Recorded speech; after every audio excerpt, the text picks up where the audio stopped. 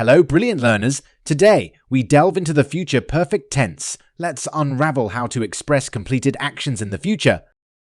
Let's start with affirmative examples. Look at this sentence. By next year, I will have graduated from university.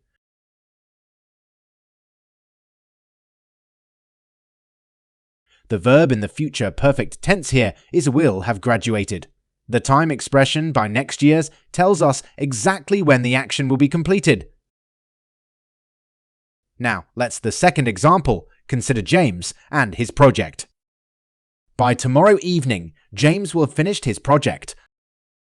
The verb will have finished is in the future perfect tense, and by tomorrow evenings is our time expression indicating the deadline for James's project completion. A third example. Let's take Laura's example. In 3 days' time, Laura will have read the novel. Here, will have read is the verb phrase in the future perfect tense. And in 3 days' time is the time expression highlighting the future moment by which the action is finished.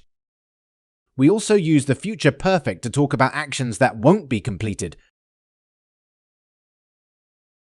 Let's see this example. They will not have completed the journey by noon. Will not have completed is our verb in the future perfect tense. And by noon's the time expression that frames the future moment. Here is another example. When we speak about ongoing challenges, we say we won't have eradicated pollution before 2040.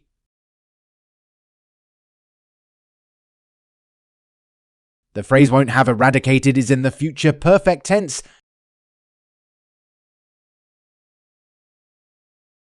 And before 2040 gives us the future time frame for this action. Now time to move to the interrogative form.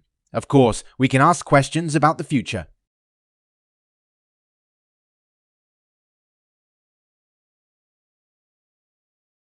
Will you have got your diploma by this time next year? The verb will have got is in the future perfect tense. And by this time next year's is the time expression.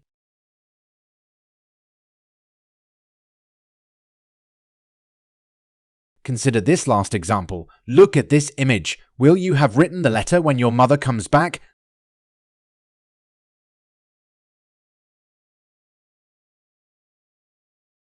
The verb will have written is the future perfect form.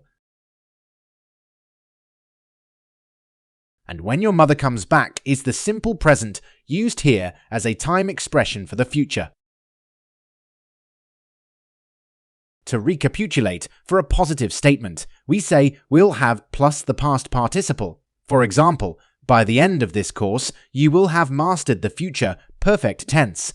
For negative statements, we use will not have plus the past participle, like you will not have forgotten this rule by the time you take the test. And for questions, we switch the order to will plus the subject plus have and the past participle. For example, will she have arrived by 8 p.m?